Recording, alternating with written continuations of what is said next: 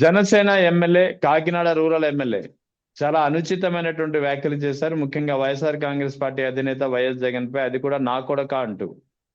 నిజంగా ఒక ఎమ్మెల్యే అయ్యుండి, అది కూడా అధికార పార్టీ ఎమ్మెల్యే అయ్యుండి, ఇలాంటి అనుచిత వ్యాఖ్యలు ఒక ప్రతిపక్ష నేతను ఉద్దేశించి చేయడం ఎంతవరకు సమంజసం? ఇది చాలా కీలకమైనటువంటి పరిణామం. ముఖ్యంగా పెద్ద ఎత్తున దుమారం రేగుతోంది. పంతన్ నానాజీ నోటి దురుసుతనం తగ్గించుకోవాలనే వార్త వస్తుంది. సో ఈ నేపథ్యంలో ఈ వివరాలపై మనతో మాట్లాడేందుకు జాయిన్ అవుతున్నారు గుంటూరు నుంచి ప్రముఖ న్యాయవాది రజనీ గారు. సో నమస్తే మేడం. నమస్తే అండి. Madam, Kakinada rural MLA, Janasena పార్టీకి సంబంధించినటువంటి ఎమ్మెల్యే పంతం నానాజీ చాలా దురుసైనటువంటి వ్యాఖ్యలు చేశారు. అది కూడా ఒక ప్రతిపక్ష నేతను పట్టుకుని, అది కూడా పరుష పదజాలంతో, చాలా అవమానకరమైనటువంటి భాషతో. సో ముందుగా దానిపై మాట్లాడే ముందు ఒకసారి ఆ వీడియో ఒకసారి వినిపిస్తాను. ఒక్కసారి. ఇంకో చోట చేయకూడదు అంటారు, ఖచ్చితంగా చేస్తారు. జగన్ వచ్చి కాకినాడ రూరల్లో పోటీ చేయమని, వదిలి కడప జిల్లా వదిలి ఇక్కడికి వచ్చి పోటీ చేయమనండి. రమ్మనండి ఇక్కడికి, ఈ జిల్లాలోకి వచ్చి ఇక్కడ పోటీ చేయమన్నాడండి. ఆయన పోటీ చేయమంటే ఆడు పోటీ చేసిన రోజు ఆ దమ్ము ఆడుకుంటే ఖచ్చితంగా మేము మారుతామని చెప్తా ఉన్నాను. కడపలో పోలింగ్లు మేము చూసాం, మేము వెళ్ళాం. చాలా పోలింగ్ కడప వచ్చి పోటీ చేయమనండి, బ్యాంచెత్ అని చెప్పడమే కాకుండా నా కొడుకు దమ్ము అయితే చూస్తాం. ఏంటి భాష ఏంటి, ఈ మాటలు ఏంటి? అది కూడా పార్టీ ఎమ్మెల్యే అయ్యండి, ఒక పార్టీ ఎమ్మెల్యే అయ్యండి ఎవరిని ఎలా అనకూడదు. అది కూడా ఓపెన్ ప్రెస్ మీట్ లో వెనకాల మంది మొక్కలు చప్పట్లు కొడుతుంటే పక్క ప్రతిపక్ష నేతను పట్టుకుని నా కొడక రా అనడం ఏంటి? ఎక్కడికి పోతున్నారు? ఏంటి, ఏం జరుగుతుంది? సార్, ముఖ్యంగా నిన్నటి రోజు గౌరవ డిప్యూటీ సీఎం గారు మాటా మంతి ప్రోగ్రామ్ అంటూ కాకినాడలో కండక్ట్ చేయడం జరిగింది. కాకినాడలో, అవును. Yes sir. మాటా మంతి అంటే వాళ్ళ సమస్యలు ఏమన్నా తెలుసుకోవడం, వాళ్ళతో కలిసి కూర్చొని మాట్లాడడం లాంటివి. ఆయనే మాట్లాడేసినాడేంది? మాటా మంతి అంటే అవతలోడు మాటలేం వెండనమాట. అంటే ఎప్పుడు వారు వన్ సైడ్, ఆయన ఒక్కడే మాట్లాడేస్తాడు. నిన్నటి రోజు ఆయన మాట్లాడా నిండు సభలో ద్రౌపదికి జరిగిన అన్యాయం లాగా నిండు సభలో ఆయన ఎమ్మెల్యేలు అందరినీ అవమానించాడా? ఏం చేస్తున్నారు మీరు అని నేనే మాట్లాడాలా? మీరు మాట్లాడరేంటి? నువ్వు మాట్లాడినందుకే నువ్వు తిట్లు తింటున్నావు, మళ్ళీ మమ్మల్ని కూడా తిట్లు తినమంటావా? కర్మరా స్వామి, పెట్టాడు పో నిప్పు అని అక్కడుండే ఎమ్మెల్యేలు అందరూ భయపడి చూస్తున్నారు. ఇవాళ కాకినాడలో మాటా మంతి పెట్టాడు కాబట్టి కాకినాడ పంత నానాజీ గారు బలి, బాహుబలిలో బలి. సో దారుణం ఏంటంటే పంత నానాజీ గారు మాట్లాడిన మాటలు ఏందైతే పులివెందులు వదిలి కాకినాడ రమ్మని పోటీ చేద్దామని. మీరు ఎప్పుడైనా మీ సొంత కాన్స్టిట్యున్సీ వదిలి ఎక్కడన్నా పోటీ చేసినారా? పంత నానాజీ గారు? మీ ఏరియా ఎక్కడ? పంతం నీదా నాదా సై అని అక్కడ మీ ఎలక్షన్ పబ్లిసిటీలో ప్రచారంలో వచ్చినప్పుడు నేను కూడా పంతం అంటూ చాలా మంది మాట్లాడేవాళ్ళు. కానీ మీరు ఎందుకు ఇలా మాట్లాడారు అనే దానికంటే మీరు ఎందుకు ఇలా మాట్లాడవలసి వచ్చింది అనేది చాలా ఇంపార్టెంట్. ఎందుకు వచ్చింది? గౌరవ డిప్యూటీ సీఎం గారు వాయించేస్తున్నారు, ఆ బాధ తట్టుకోలేంది. మీరు మాట్లాడరేంటి? నాకు ఒక్కడికే పట్టిందా? అరే ఏం పట్టింది? వాళ్ళు తప్పు చేస్తే మనం ప్రశ్నిద్దాం. వాళ్ళు గత ప్రభుత్వంలో విద్యాశాఖలో పలకా బలపాల కాడో లేకపోతే డిజిటల్ బోర్డు కార్డులో స్కామ్ చేస్తే మనం ప్రశ్నిద్దాం, విధానాల మీద ప్రశ్నిద్దాం. అంతేగాని నా కొడకల్లారా అని ఎమ్మెల్యే మాట్లాడారని మీరు అడుగుతారేంటి సార్? ఆ పార్టీ ప్రెసిడెంట్ ఏం మాట్లాడారు? సుమతి శతకం ఏమన్నా చెప్పారా? సుభాషితాలు ఏమన్నా చెప్పారా? భగవద్గీతలో శ్లోకాలు ఏమన్నా చెప్పారా? ఆయన గుండాల వైసీపీ గుండా మీకే అని ఆయన మాట్లాడుతుంటే కనీసం ఆ కేకన్నా వినపడకపోతే పంత నానాజీ గారి దగ్గర ఏమన్నా ఉంటదా అండి? ఏమన్నా ఉంటదా? సో ఇది ఎలా ఉందంటే రెచ్చగొడుతున్నారు అనమాట. మీరు కూడా మాట్లాడి, నేనైనా తిట్లు తినేది, మీరు కూడా తిట్లు తినండి అనే పరిస్థితి. ఇప్పుడు నేను పంత నానాజీ గారిని తిట్టాలా? ఏమని తిట్టాలా? కాకినాడలో వచ్చి పులివెందుల ఎమ్మెల్యే గారిని పోటీ చేయమంటున్నారు. సరే, పులివెందుల ఎమ్మెల్యే గారు తన సొంత కాన్స్టిట్యున్సీలో పోటీ చేశారు, గెలుస్తున్నారు. ఆ పాలకొల్లులో చిరంజీవి గారు ఎందుకు ఓడిపోయారు? భీమవరంలో పవన్ కళ్యాణ్ గారు ఎందుకు ఓడిపోయారు? గాజువాకలో పవన్ కళ్యాణ్ గారు ఎందుకు ఓడిపోయారు? ఏదైతే తిరుపతిలో బలిజల ఓటింగ్ తో చిరంజీవి గారు ఎలా గెలిచినారు? ఏది సొంత కాన్స్టిట్యున్సీ? పులివెందులో ఎంత ఓటింగ్ ఉంటుందో తెలుసా? రెడ్లది 30,000 కూడా ఉండదు పట్టుమని. మొత్తం అంతా బలిజల ఓటింగ్ తో ఒక రెడ్డి కమ్యూనిటీ బిడ్డ గెలిచినాడు. కాపుల ఓటింగ్ తో ఒక కాపు కమ్యూనిటీ పెట్ట ఎందుకు ఓడిపోయినాడు? మీరు కాపులే ఇష్టం లేదన్నట్టుగా మాట్లాడతారు, మేము చేస్తానామని చెప్తారు. ఆ కులం నాకు లేదు, నన్ను అడక్కండి కులం అంటారు. కులం ముద్ర ఎందుకు వేస్తారంటారు? అన్నీ మీరే అంటారు. కానీ మీరు పోటీ చేసే గాజువాక, భీమవరం, పిఠాపురం మొత్తం కాపు సామాజిక వర్గం కాన్స్టిట్యున్సీలే. మీరు దమ్ముగా కాపు ఓటింగ్ లేని చోట వచ్చి నుంచోండి అని వాళ్ళు అడుగుతారు. రేపు మీరు చెప్తారా మరి సమాధానం? వాళ్ళు అడుగుతారు. ఆ ఏరియాలో కాకుండా బయటికి రండి, మీరు బయటికి రండి. మీరు అంటే మీరు ఏ కులమో ఆ కులాన్ని నమ్ముకొని ఆ కులం ఓటింగ్ బలంగా ఉన్న దగ్గర మీరు గెలవడానికి ప్రయత్నిస్తున్నారు. గతంలో గెలుద్దామని ఓడిపోయారు. కానీ వర్మ గారు అదర్ కమ్యూనిటీ, కానీ బలిజల ఓటింగ్ తో ఇండిపెండెంట్ గా కూడా గెలిచినాడు. ఇండిపెండెంట్ గా కూడా. అంటే మీరు చెప్పండి, మరి మీరు గొప్ప, వర్మ గారు గొప్ప? ఇండిపెండెంట్ గా బలిజల ఓటింగ్ ని ఏకగ్రీవంగా ఏ పార్టీ అండ లేకుండా గెలిచినాడు. మీరు 3 పార్టీల అండతో, వర్మ సహాయ సహకారాలతో, జబర్దస్త్ వాళ్ళు వచ్చిన ప్రచారంతో మీరు గెలిచినారు. మీ గెలుపు కోసం మేము కూడా వచ్చి ప్రచారం చేసినాం. మా వాళ్ళందరూ వచ్చినారు. ఎక్కడెక్కడ వాళ్ళందరూ వచ్చారు జీపులు వేసుకొని, ఒక 2 రోజులు పిఠాపురంలో తిరిగి ప్రచారం చేయాలయ్యా అని. సో ఇటువంటి పరిస్థితుల్లో పంత నానాజీ గారి మాటల్ని ఎలా చూడాలి అంటే, మాట్లాడక తప్పని పరిస్థితుల్లో మాట్లాడారు. దాంట్లో ఆ నా కొడకల్లారా, ఈ నా కొడకల్లారా అనే ఎమోషనల్ పదాలు వాడడం చాలా తప్పది.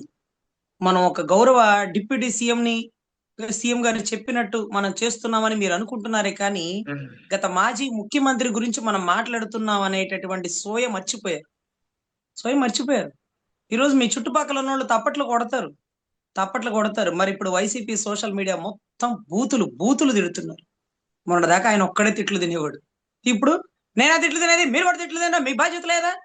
అరే మీకు బాధ్యత ఉంటే సమస్యల దగ్గరకు వెళ్ళమను అయ్యా. సమస్యలకి కారణమైన వాళ్ళని తిట్టమను. ఈ రోజు సిఐ చేసిన తప్పుని ఏదైతే డీసీపీ, ఏసీపీ, డీజీపీ అందరు సెక్యూర్ చేస్తూ తప్పు మీద తప్పు చేస్తున్న వాళ్ళందరినీ ప్రశ్నించమనండి. ప్రభుత్వంలో మనం ఉండి మనం తప్పు చేస్తున్నామని అవతల వాళ్ళు వేలెత్తి చూపిస్తుంటే, అయినా కానీ ప్రతిపక్షాన్ని అదేమన్నారండి, 3 ఏళ్ళు మేమే ఉంటాం, 3 ఏళ్ళు మేమే ఉంటాం, ఇదిగో మీకే చెప్తున్నా, పంబరేపిస్తా, చేతుల్లో గీతలు కనపడనీకండి చేస్తా, కాలు చెయ్యి వేలుకు వేలు. ఈ పిచ్చి మాటలు ఎందుకు మాట్లాడుతున్నారు? అలా మాట్లాడకూడదని మీకు ఎవరు చెప్పరా? చెప్పే అవకాశాలు మీరు ఇవ్వరా? సో వీటన్నిటికంటే మించి నిన్నటి కాకినాడ మాట మంతిలో సుగాలి ప్రీతి గారి గురించి కూడా ప్రస్తావించారు. ఏమనంటే ఆవిడ 2018లో చచ్చిపోయిందంట. ఎప్పుడు చచ్చిపోయిందో, ఏ డేట్ లో చచ్చిపోయిందో మనకేమీ తెలియదు. 2017లో అంట, ఆగస్టులో అట. ఈసారి నోట్ చేసుకోండి, అన్ని డేట్లు గుర్తు లేకపోయినా 2017 ఆగస్టులో సుగాలి ప్రీతి చనిపోయింది. 2017, 18, 19 గౌరవ అనుభవజ్ఞుడైనటువంటి నారా చంద్రబాబు నాయుడు గారి టైం అది. ఆ పీరియడ్ లో మనం ఆయనతో పాటే కలిసే ఉన్నాం. ఆ బిడ్డకి అన్యాయం జరిగిన 2017లో మనం అద్భుతమైన సినిమా షూటింగ్ లోనో, లేకపోతే బంజారాహిల్స్ అక్కడ ఏదో ఇల్లు కన్స్ట్రక్షన్ లోనో ఉన్నట్టున్నాం. అప్పుడు ఈ రాష్ట్రంలో, మీరు గెలిపించిన రాష్ట్రంలో, మీరు గెలుపు పక్కన ఉండి ఇదిగో అనుభవజ్ఞుడికి ఓటేయండి అని చెప్పిన రాష్ట్రంలో ఒక ఆడబిడ్డ ఆయేషా మీరా తర్వాత మరొక ఆడబిడ్డ అదే మాదిరిగా స్కూల్ పరిసర ప్రాంతాల్లో హాస్టల్లో చనిపోయింది. ఎంత దారుణం అంటేనండి, ఆ రోజు ఉన్నటువంటి గవర్నమెంట్ ఎంత దౌర్భాగ్యంగా చేసిందంటే, అప్పుడే ఆ అమ్మాయికి సంబంధించిన రేప్ సెక్షన్ 376 కట్టింది, 302 మర్డర్ సెక్షన్ కట్టింది, 34 ఐపీసీ కామన్ ఇంటెక్షన్ కట్టింది, క్రిమినల్ కాన్సిపరసీ కట్టింది. అన్ని కట్టి ఆ పిల్ల తల్లిదండ్రుల ప్రోత్సాహం అన్ని కట్టి మళ్ళీ వెంటనే ఎంక్వైరీలు అవేమీ లేవంట అని తీసేసి 306 కట్టింది. అబెట్మెంట్ ఆఫ్ సూసైడ్, ఆత్మహత్యకు ప్రేరేపించి ఆత్మహత్య చేసేసుకునింది. ఎలా ఆత్మహత్య చేసుకుంది? ఎవరు ప్రేరేపించినారు అంటే, వాళ్ళ తల్లిదండ్రులు ఏవో తిట్టారని చెప్పి ఆ పిల్ల సూసైడ్ చేసేసుకుందా? కానీ ఆ మెడ మీద వైర్లతో చుట్టి ఆ మెడ నలిపేసినట్టుంటే మరి చీర ఎలా చుట్టుకుంది? అంత హైట్ లో ఉన్న ఫ్యాన్ ఎలా అందింది? అప్పట్లో బకెట్ తన్నేసారంటారు చూడండి, బకెట్ మీద కాళ్ళు పెట్టి హ్యాంగ్ చేసుకున్న తర్వాత కింద బకెట్ ని తంతేనే చచ్చిపోతారు, బకెట్ ని తన్నపోతే చచ్చిపోరు. మరి ఏం కింద పెట్టుకుంది, ఏం తన్నేసింది, ఎలా అందుకుంది, ఎలా ప్యాంట్ జారిపోయింది, ఏం జరిగింది? ఆ అమ్మాయికి సంబంధించినటువంటి టెస్టింగ్ రిపోర్ట్స్ లో అబ్డార్మల్ లో ఒక జెంట్ అంటే 4-5 సంబంధించిన బాడీ స్పామ్ ఉంది. దారుణం అంటే గ్యాంగ్ రేప్ జరిగింది. ఇలాంటి చర్యలన్నీ గత గవర్నమెంట్ లో 3 సంవత్సరాల్లో జరిగిందని చెప్పే ధైర్యం మీకు లేదు. మీకు లేదు. తర్వాత జగన్ గారి గవర్నమెంట్ వచ్చాక సిట్ వేసింది. సిబిఐకి పెట్టింది లెటరు, టైము, డేటుతో సహా చూడండి. సిబిఐ విచారణ పెట్టింది. రావాల్సిన బెనిఫిట్స్ అన్ని మీరు చెప్తున్నా చూడు, ఎకరం 2 కోట్లని ఏ మాత్రం ఆలోచించకుండా ఆడబిడ్డగా జరిగిన అన్యాయానికి మీరు చెప్పిన ఎకరం 2 కోట్లతో భూమిని కూడా ఇచ్చినారు, ఇంటి స్థలాన్ని ఇచ్చినారు, ఆ భర్తకి ఉద్యోగాన్ని ఇచ్చినారు. ఈ బెనిఫిట్స్ అన్ని 3 సంవత్సరాల టర్మ్ లో అనుభవజ్ఞుడైనటువంటి ముఖ్యమంత్రి ఎందుకు సుగాలి ప్రీతి తల్లికి ఇవ్వలేకపోయాడు? ఆ రూల్ ప్రకారం 30 రోజుల్లో బెనిఫిట్స్ అన్ని ఇవ్వాలి కదా.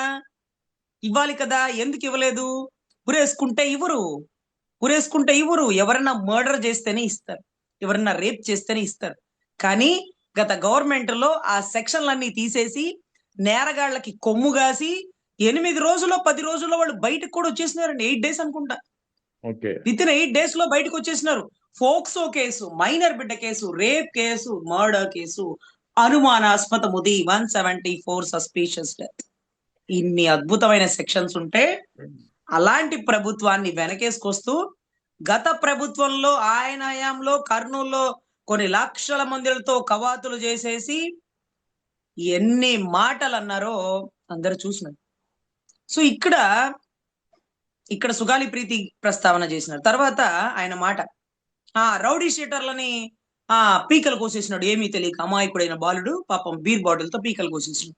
అవునయ్యా, పీకలు కోసేసినోడికి మర్డర్ సెక్షన్ పెట్టారు, జైల్లో వేశారు. కసబు ఎంతో మంది ప్రాణాలని బలికొన్నాడు. అతన్ని కూడా చట్ట ప్రకారం ఉరి తీశారే గాని మీలాగా లాకప్ డెత్ లో, ఎన్కౌంటర్ లో చేయమని అప్పుడున్నటువంటి ఎవరైతే పిఎం గారో సీఎం గారో వాళ్ళు ఎవరు చెప్పలా. మీ అంత గొప్ప భావజాలాలు ఎవరికి లేవు. భారతదేశ న్యాయ వ్యవస్థని, రాజ్యాంగాన్ని గౌరవించిన పదవిలో వాళ్ళు ఉన్నారు కాబట్టి. అంటే నేరగాళ్ళకి నేను సపోర్ట్ చేస్తానా? నేరగాళ్ల దగ్గరికి జగన్ గారు వెళ్ళారు అన్న, మరి నేరగాళ్ళని చంద్రబాబు గారు ఎందుకు డెన్ లో పిలిపించుకున్నారు? నేరగాడంటే ఎవరు? ఆ పిల్లగాడేమో గంజాయికి బానిస అయిపోయి తప్పులు చేసినాడేమో, కానీ బిడ్డల్ని కంటాం కానీ రాతల్ని కనలేము అన్నట్టుగా ఆ బిడ్డ మేనమామ మీ గెలుపుకి కారణమైన వ్యక్తి కదా. ఇక్కడ గెలుపుకి కారణం అవడమే కాకుండా చంద్రబాబును కలిసిన తర్వాత ఆ కుటుంబం యొక్క వెర్షన్ లో కూడా, మాటల్లో కూడా కొద్దిగా మార్పు వచ్చిందని మనం అనుకున్నాం కదా. ముఖ్యంగా వాళ్ళు మాట్లాడిన మాటల్లో అయితే చంద్రబాబు నాయుడిని, నారా లోకేష్ ని తో పాటు పవన్ కళ్యాణ్ ని కూడా పొగిడిన పరిస్థితి. అన్యాయం అయిపోయినా సరే, ఆ బిడ్డ కనిపించకపోయినా సరే, మొన్నటి వరకు పట్టించుకోలేదని చెప్పి ఎవరినైతే పవన్ కళ్యాణ్ విమర్శించారో అదే పవన్ కళ్యాణ్ ఆదుకున్నాడు. అదే పవన్ కళ్యాణ్ దయ వల్ల మాకు న్యాయం జరుగుతుందనే భరోసా ఉందని చెప్పి ఆ మేనమామ గాని విజయలక్ష్మి గాని స్వయంగా చెప్పారు చంద్రబాబుని కలిసిన తర్వాత. అయినా సరే పవన్ కళ్యాణ్ నిన్న కాకినాడ మాటామంతి కార్యక్రమంలో ఒక రౌడీ ఎలిమెంట్ ని చంపేస్తే నేను స్పందించమని నన్ను అడుగుతున్నారు, నేను ఎందుకు స్పందించాలన్నం ఎంతవరకు సమంజసం? సార్, ఒక రౌడీ ఎలిమెంట్ ని చంపేస్తే గౌరవ డిప్యూటీ సీఎం గారు స్పందించాల్సిన అవసరం లేదు, స్పందించాల్సిన అర్హత కూడా ఆయనకి లేదండి. ఎందుకంటే అక్కడ స్పందించాల్సింది హోంశాఖ మంత్రి గారు. ఆవిడకే అర్హత ఉంది, ఆవిడకే అధికారం ఉంది. పంచాయతీ శాఖ గురించి ఆయన స్పందించాలి కానీ అన్ని శాఖలలో ఆయన తల దూర్చకూడదు. ఆ విషయం ముందు ఆయన తెలుసుకోవాలి. ఆయన ఎవరు స్పందించమని అడగల, కాకపోతే పార్టీకి పనిచేసినాం కదా, మా నాయకుడు కదా, అతను చెప్తే చేసినాం కదా అంటూ వాళ్ళు అనుకోవచ్చు. కానీ ఆయన అలా ఫీల్ అవ్వాల్సిన అవసరం లేదు. ఆయన పరిధి చాలా చిన్నది. గౌరవ డిప్యూటీ సీఎం అంటే గత ప్రభుత్వంలో 4-5 చేసినట్టున్నారు కదా, ఈసారి అంటే ఆయన ఒక్కరికే ఇచ్చారు, 5 చేసినారు. అయితే ఇది రాజ్యాంగబద్ధ పదవి కాదు, ఆయనకి అధికారాలు లేదు, ఆయనకి పెన్ పవర్ కూడా డిప్యూటీ సీఎం హోదాలో లేదు. ఆయన శాఖలు ఆయన చూసుకోవాలి కానీ డిప్యూటీ సీఎం కదా అని హోంశాఖలో తలదూర్చకూడదు. గతంలో తలదూరిస్తేనే మందకృష్ణ మాదిగన్న వచ్చి గట్టిగా చివాట్లు పెడితే ఇంకా ఆ డిపార్ట్మెంట్ జోలికి ఆయన పోవట్ల, ఆయన పోదలుచుకోలేదు కూడా. మరి సీఎం హోదా ఉంటుందా? ఎందుకు ఉంటుంది? డిప్యూటీ సీఎం అంటే ఉండదు కదా. సో మరి ఆయన మనం ఎందుకు అడగాలి? అడగకూడదు. ఆయన అడిగి ఇబ్బంది పెట్టకండి. ఇప్పుడు చూడండి, ఆయన అడగగానే ఆయన కోపం అంతా ఎమ్మెల్యేల మీద చూపించారు. ఎమ్మెల్యేలు పాపం బయటకు వచ్చి ఆనా కొడకలారా, నువ్వు దమ్ముంటే కాకినాడలో పోటీ చేయి. అర్రే, వాళ్ళ ఓటింగ్ లేని పులివెందుల్లో 20,000 30,000 రెడ్ల ఓటింగ్ ఉన్న దగ్గర ఎక్కువ ఓటింగ్ ఉండే బలిజల మధ్యలో గెలిచినాడు. కుప్పంలో చంద్రబాబు గారికి 2,000 కమ్మ ఓటింగ్, మిగతా అంతా అనదర్ క్యాస్ట్ ఓటింగే. మరి ఆయన అక్కడ పోటీ చేసినాడు. అక్కడ పోటీ చేసినాడు. మరి గౌరవ పవన్ కళ్యాణ్ గారు మాత్రం ఆచి తూచి ఎందుకుని గాజువాక, భీమవరం, లేకపోతే పిఠాపురం, పాలకొల్లో, తిరుపతో ఎంత ఏరియాలు ఎందుకు ఎంచుకుంటారు వాళ్ళు? కాపు సామాజిక వర్గం ఉన్న ఏరియాలు కాబట్టి మాత్రం. ఇక్కడ చాలా హుందాతత్వమైన రాజకీయం చేసినటువంటి చిరంజీవి గారి పేరు చెడగొట్టడానికి కాకపోతే ఆయన ఎప్పుడు కులాన్ని తుస్కారపరచలా, ఎప్పుడు కులాన్ని దూషించలా. ఇతను మాత్రం ఎందుకు ఆ కుల భావన, నేను కాపులకు చేస్తానన్నా, ఎందుకు కాపులు నా వెంట పడతారు అన్నట్టుగా మాట్లాడుతుంటే, అంటే పని చేసిన కాపులు చాలా బాధతో ఒక పెద్ద ఆయన ఒక మాట అన్నాడండి. ఏమనంటే, ఒక ఆయన అడుగుతున్నాడు, ఏమయ్యా కాపులను అంత తుస్కారంగా తీసేస్తున్నారు, మీరేం మాట్లాడరు ఏంటంటే, ఏం మాట్లాడమంటావయ్యా, మాలో ఒకడు ఆకలితో వచ్చానన్నాడు. పట్టుమని తినడానికి కూడా మెతుకులు లేని పరిస్థితిలో వచ్చినానన్నాడు. బిడ్డల డిపాజిట్లు తీసినానన్నాడు. మేమేం చేసినాం, ఎండకి వానకి పంటేసి వరి పండించి 100 కేజీల బియ్యం బస్తాని మా భుజాల మీద మోసి మోసి తీసుకొని మంగళగిరి పార్టీ ఆఫీస్ దగ్గర వేసాం. అయ్యా మీరు తినండి కడుపు నిండా, ఇదిగో మేము కష్టపడి పండించిన పంటని. మరి ఆ పంటకి ఆ రైతుకి ఏమి ఇచ్చినాడు ఆ నాయకుడు అంటే, ఒకవేళ 500 దానికి అయిన ఖర్చు నేను ఇస్తానని, 100 రూపాయలే ఇస్తానని. 500 ఇస్తానని చెప్పి 100 ఎలా ఇస్తావని ఆ బస్తా దించిన రైతు అడగలేదు. ఎందుకంటే మళ్ళీ ఆ బస్తాన్ని భుజాన్ని వేసుకొని మోసుకునే వెళ్ళి ఓపిక లేక, భుజాన్ని మళ్ళీ మోసుకొని వేసుకొని వెళ్లే ఓపిక లేక, కష్టపడి చచ్చొచ్చడో మోసాం, బరువు దించాం, ఇంకా మళ్ళీ బరువు ఎత్తుకోలేం. మోసిన తర్వాత అవతలోడితో వాదినెందుకు, చచ్చినోడు పెళ్లికి వచ్చిందే కట్నం, చేస్తే చేయమనండి లేకపోతే మానుకోమనండి, నువ్వు వద్దు, నీకు 100 రూపాయలు వద్దు, నోరు తెరిచి అడిగినావు కష్టకాలంలో అని పని చేసినాం, పో నీ చేతనే చేసుకోపోయి 3 ఏళ్ళు మళ్ళీ ఇక నిన్ను నమ్మాం అనే పరిస్థితుల్లో కాపు కులం ఉందండి. కాపు సామాజిక వర్గం ఓపెన్ గా ఆ మాటలతో, అవతలోళ్ళు మాట్లాడే మాటలతో నలిగిపోతుంది. మీకేం చేసినాడా మీ ఓడని నెత్తినెక్కించుకున్నారు. ఏమి చేయనన్నాడుగా, ఎందుకు మమ్మల్ని ఇంకా ఇంకా బాధ పెడతారు, చేయనన్నాడు కదా వదిలేయండి, చేయకపోతే పోనీలేండి, మా బతుకులు మేము బతుకుతాం, మాలో ఒకడు ఎదగాలి రావాలి, మాకు ఏదైనా చెయ్యాలని అనుకున్నాం, మాతో పాటు అందరికీ చేయాలనుకున్నాం. ఎందుకంటే రంగా గారు కూడా కులానికి ఏమీ చేసింది కాదండి, అన్ని కులాలకి నాయకుడిగా నిలబడ్డాడు, కానీ మా కులపోడని చెప్పుకున్నాం. ఇక్కడ పవన్ కళ్యాణ్ గారు మా కులపోడని కూడా చెప్పుకోకండి, చెప్పకండి మా కులం అని, నేను కాపు కాదు, నాకు అసలు కులం లేదు అంటూ చెప్పేస్తే మా బాధ ఎవరితో చెప్పుకోవాలి? అందరు బయటకు వచ్చి ఆయనకి కులం లేదు, ఆయన కులానికి అంటకట్టకండి. అరే ఏమంటకట్టాం, మావోడయ్యా అని చెప్పుకుంటాం, అలా కూడా వద్దట. కులం లేనివాడు అని చెప్పాలట, రేపటి నుంచి అదే చెప్తాం. అందుకే నేను నిన్న కూడా చెప్పా, కులం లేనివాడు అయ్యా నమస్కారం, సభకి నమస్కారం, ఒక కులం లేనివాడు. సో ఇటువంటి పరిస్థితుల్లో ఆయన వెనకాల ఉండే ఎమ్మెల్యేలని రెచ్చగొట్టి తిట్టించి, ఆనా కొడకల్లారా ఈనా కొడకల్లారా, ఇక్కడ దమ్ముంటే పోటీ చేయి భాంచత్ అనే మాటలు ఏంటంటే, సింగిల్ గా నువ్వురా భాంచత్ అని వాళ్ళనరా? కాపు సామాజిక వర్గం ఏరియాలో లేంచట పోటీ జై బాంచత్ అని వాళ్ళనరా? అంటారుగా. కాపు సామాజిక వర్గం లేని చోట పోటీ చేయవా, ఎక్కడైనా ప్లేస్ నువ్వు ఎంచుకో, నువ్వు ఆడ పోటీ చేయి, నువ్వు సింగిల్ గా రా బాంచత్, వాళ్ళందరితో ప్రలోభాలతో రామాక అని వాళ్ళంటే మనం తలెక్కడ పెట్టుకోవాలా? మనం సింగిల్ గా రాలేము, సామాజిక వర్గం లేని చోట పోటీనూ చేయలేము, అవతల వాడి దయా దాక్షిణ్యాలతో మన జీవితాంతం బతకాల్సిన పరిస్థితుల్లో మనం ఉండి, ఈ ఉత్తర కుమారుడు ప్రగల్భాలు మనకు అవసరమా? ఉత్తర కుమారుడు ప్రగల్భాలు మనకు అవసరమా? అది కూడా అనుభవజ్ఞుడైనటువంటి పంత నానాజీ గారు, మీరు అలా మాట్లాడండి ఇలా మాట్లాడండి, మీరు మాట్లాడరేంటి, మీకు సీట్ ఇచ్చింది దేనికి, ఇదేనా మీరు చేసేది, తిరగబడండి గట్టిగానండి అంటే, గౌరవ పార్టీ ప్రెసిడెంట్ గారు, గౌరవ డిప్యూటీ సీఎం గారు, ఆ నా కొడకల్లారా ఈ నా కొడకల్లారా, యాదవల్లారా, సన్నాసులారా, గూండాగాళ్ళారా, వైసీపీ నా కొడకల్లారా, మంత్రి నా కొడకల్లారా, ఇన్ని పదాలు ఇన్ని సార్లు ఆనా కొడకల్లారా అంటే, పాపం సీనియర్ మోస్ట్ పంత నానాజీ గారు ఒక్కసారైనా ఆనా కొడకల్లారా అనే పదం వాడకపోతే బాంచత్ నీకు ఈసారి టికెట్ లేదు అని అంటారేమో, పాపం అనాల్సి వచ్చింది అని మీరు భావించండి దయచేసి. పెద్ద ఆయన మాట్లాడక తప్పట్లేదు, ఇంకా కూడా మాట్లాడిస్తారు, ఇంకా ఎంతో మంది తెర మీదకి వస్తారు, కానీ పాపం కాకినాడలో ఈయంతోనే మాట్లాడించడం ఏంటో. ఎంపీ ఉదయ్ గారు ఏం స్టేట్మెంట్ ఇవ్వలేదా అండి? నెక్స్ట్ ఆయన కూడా ఇస్తారేమో చూడాలి. అంటే ఎవరెవరి భావజాలం ఎలా ఉంటది ఇక్కడ అంటే యథా రాజా తథా ప్రజ అనుకోవాలా. ఎందుకంటే అధినేత పవన్ కళ్యాణ్ మా నోటి నుంచి కూడా గూండాలారా నా కొడకల్లారా అనే పదాలే వస్తుంటాయి ఇప్పుడు. సో ఇక్కడ అందుకే పంత నానాజీ నోటి నుంచి కూడా అవే వ్యాఖ్యలు వచ్చాయి. అవును సార్, ఆయన రోజా గారిని డైమండ్ రాణి అన్నప్పుడు అందరం డైమండ్ రాణి అని అంటాం కదా, ఆయన ఏదంటే మేము అదే అంటాం కదా. వైసీపీ గుండా నా కొడకల్లారా ఇలా ఇలా ఇలా ఇలా ఇలా ఇలా చూపిస్తుంటే ఎవరిని బెదిరిస్తున్నావు? వైసీపీ గుండాగాళ్ళని అరెస్ట్ చేస్తానన్నా మంచి విషయం, ఓకే. కాలు చెయ్యి అనకూడదు కానీ అరెస్ట్ చేయడం పద్ధతైన పని. మరి తెలుగుదేశం గుండాగాళ్ళని అరవకుండా 5 సార్లు అభాషణ చేపించినటువంటి అరవ శ్రీధర్ని నడి రోడ్డు మీద కుక్కను కొట్టినట్టు ఒక పంచాయతీ ఉద్యోగస్తురాలని, ఒక దళిత మహిళని కొడుతున్నటువంటి నీ పార్టీ కార్యకర్త, నీ పార్టీ నాయకుడినో మరి వాళ్ళేం చేయరా? ఓన్లీ వైసీపీ గుండాగాళ్ళనే చేతిలో రేఖలు కనపడనీకన్నా చేస్తారా? మరి టీడీపీ దస్తా గుండాగిరిని, లేకపోతే లిక్కర్లో, బెల్ట్ షాపుల్లో, మద్యంలో, మైనింగ్ లో, తవ్వకాల్లో ఉన్నటువంటి వాళ్ళందరినీ ఏమి చేయకూడదు. వాళ్ళందరినీ కప్పెట్టి కాపాడడానికే నాకు ఈ పదవి ఇచ్చినారు. ఓన్లీ వైసీపీ అదేంటది? అదే ప్రభుత్వం. తప్పు ఎవరు చేసినా ప్రశ్నించాలి కదా. గత ప్రభుత్వంలో నేను మాట్లాడితే తప్పట్లు కొట్టినారు కదా, బాగా ప్రశ్నిస్తుంది రజనీ, బాగా ప్రశ్నిస్తుందని. ఇప్పుడేమన్నా మైనింగ్ లో వాళ్ళు మోసాలు చేస్తున్నారు, లిక్కర్ లో మోసాలు చేస్తున్నారు, మట్టి అమ్మేస్తున్నారు. చింతమనేని ప్రభాకర్ మీద తిరగబడిన ఒక లాయరు, ఆయనతో పాటు కలిసి ఎన్నో సంవత్సరాలు పనిచేసిన ఆయనే ఈ రోజు ఆయన చేసిన ప్రతి తప్పును ఎవిడెంటరీగా చూపిస్తున్నారు.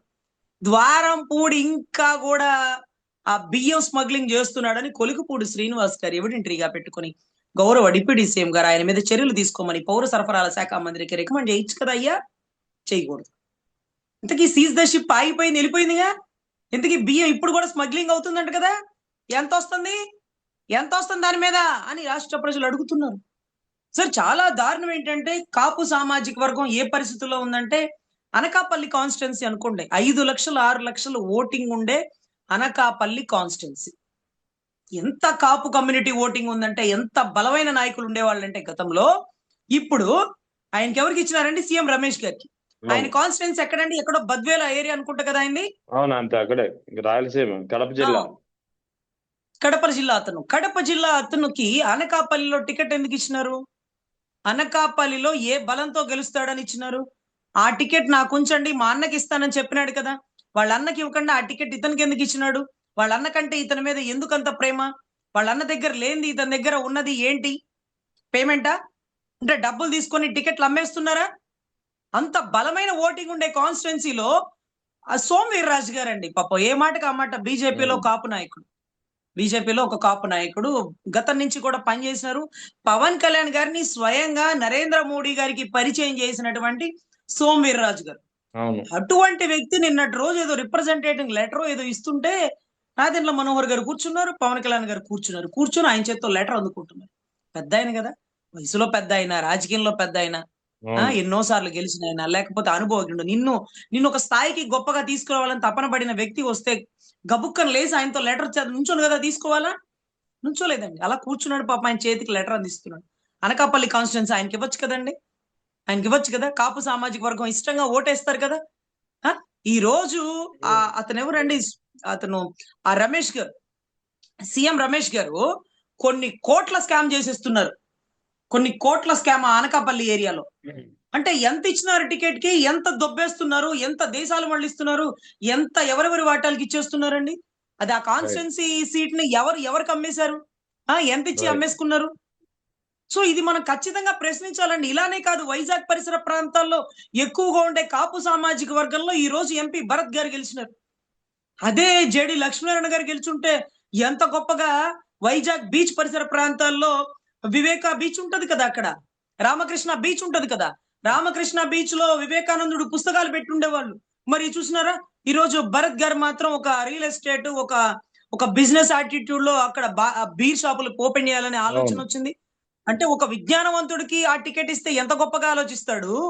ఒక వ్యాపారస్తుడికి టికెట్ ఇస్తే బీచ్ లో వ్యాపారాలే చేయాలనుకుంటాడు కదా. రామకృష్ణ బీచ్ లో బీర్ షాపులు, గోవాని తలపించేలాగా వైజాగ్. ఏమిటండి ప్రొహిబిషన్ ఏమన్నా ఉందా జిల్లాలో? అదేంటది? అదేమొస్తుంది? ప్రాబ్లం ఏమొస్తుంది? ఏం కాదు అంట. ఇక రోజు రాత్రి 10ంటికి తాగిన వాళ్ళం కూడా రానివ్వనటువంటి పరిసర ప్రాంతాల్లో తాగడానికే వచ్చేటటువంటి పరిస్థితిని తీసుకొచ్చారు. తాగుబోతులు ఎవరనుంటే పోలీసులు లాఠీలతో అరుస్తూ వాళ్ళని పంపించేస్తారండి. కానీ ఇప్పుడు తాగడానికి వెళ్తున్నాము అంటారు, అక్కడే తాగుతారు. తాగినప్పటికి తల్లికి చెల్లికి తేడా తెలియని పరిస్థితుల్లో ఎన్ని అఘాయిత్యాలు జరుగుతాయో. సో వీటన్నిటికీ ఒక వ్యాపారస్తుడికి రాజకీయ టికెట్ ఇస్తే ఇలాగే ఉంటది, చదువుకున్న విజ్ఞానవంతుడికి ఇవ్వకపోతే ఇలాగే ఉంటది. అందులోనూ కాపు సామాజిక వర్గం బలంగా ఉండి గురుమూర్తి గారు, బొత్స గారు, అమర్నాథ్ గారు, అక్కడ ఉండేటటువంటి వాళ్ళందరూ గట్టిగా కుల నాయకులండి.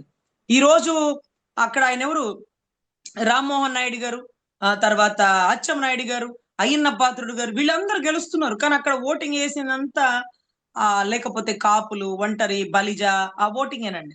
సో రైట్ దయచేసి కులం వాటా ఎంత, కులానికి ఎంత ప్రాధాన్యత ఇస్తున్నారు, కులం సీట్లు ఎవరు అమ్మేస్తున్నారు, ఎంతకు అమ్మేస్తున్నారు, ఎందుకు ఇలా కులాన్ని అవతలోడి కాళ్ళ కాడ తాకట్టు పెట్టేస్తున్నారంటూ చాలా మంది ప్రశ్నిస్తున్న పరిస్థితి అండి. కావాలంటే అడగండి, అనకాపల్లిలో ఎవరికి పట్టు ఉంటది, ఎవరికి సీట్ ఇచ్చారు, ఎందుకు గెలిచినారు, ఎంత పేమెంట్ తో గెలిచినారు, ఎంత పేమెంట్లు చేతులు మారినాయి అనేది చాలా మంది చెప్తుంటే ఆశ్చర్యం అవుతుంది. అవునా అన్న, అలా జరిగిందా, అరే నిజమే కదా అని అనిపిస్తున్న పరిస్థితులు రైట్ అండి. రైట్ దీంట్లో రైట్ వాస్తవాలు మనకు తెలియదు కానీ మీరు దయచేసి ఎంక్వైరీ చేసుకోండి అక్కడ ఓటింగ్ రైట్ ఎవరుందో. మేడం అందులో రైట్ ఇంకొక ముఖ్యమైన విషయం ఏంటంటే ఫిల్మ్ డెవలప్మెంట్ చైర్మన్ అండి ఏం రత్నం గారని, మన హరిహర వీరమల్లు ప్రొడ్యూసర్. అవును గతంలో ఎన్నో సినిమాలకి డైరెక్టర్, ప్రొడ్యూసర్ ఆయన కదా.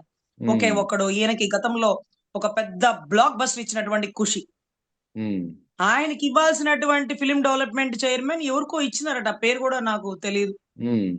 బట్ డిప్యూటీ వైస్ చైర్మన్ అయితే మెహర్ రమేష్ గారికి ఇచ్చినారట. ఇది ఆయన ఇస్తానని ఒక ఆడియో ఫంక్షన్ లో ఏం రత్నం గారికి ఫిల్మ్ డెవలప్మెంట్ చైర్మన్ కి నేను ప్రపోజల్ పెట్టాను అని అన్నారండి. ఆయన అన్నారు స్వయంగా, ఆయన నోటి మాటగా. కానీ ఆయన ఏం రత్నం గారికి ఇవ్వలేకపోయారు. ఏం రత్నం గారు కూడా పాపం కాపు సామాజిక వర్గం. ఆయన ఎన్ని సినిమాలు హిట్, ఆయన సినిమా ఫ్లాప్ అయిన సినిమానే లేదు. దౌర్భాగ్యం హరిహర వీరమల్లు అనేది కొంచెం రిజల్ట్ బాగా తగ్గింది. రైట్ దానికి కారణం రైట్ మేడం ఏంటంటే ఈయన అప్పట్లో ఎలక్షన్ ప్రచారంలో ఉన్నాడు.